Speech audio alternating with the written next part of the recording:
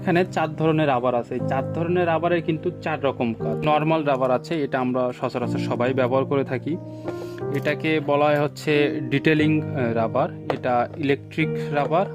এটাকে অনেকেই needed eraser বলে। নর্মাল যে রাবার ব্যবহার করি, এটা হচ্ছে অনেক এরিয়া জুড়ে যে জায়গাগুলো থাকে সেগুলো মোছার জন্য এই রাবারটা সব থেকে উপযোগী। নিডেড ইরেজার আছে, এটা কাজ করার জন্য প্রথমে এভাবে টেনে এটাকে লাইট করে নিতে হয়।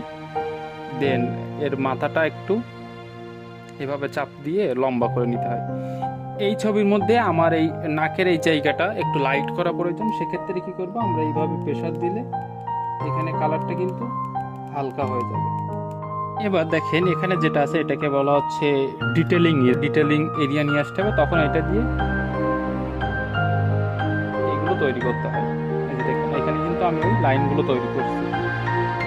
আমাদের এই রাবারটার নাম হলো ইলেকট্রিক ইরেজার। এর মধ্যে ব্যাটারি আছে। এটা এখানে প্রেসার ক্রিয়েট করলেই মাথাটা কিন্তু ঘুরতে থাকে। দেখুন এই ছবির এই অংশটা লাইট আছে, এখান থেকে লাইট রাখছি, এই অংশটা একটু ডার্ক আছে।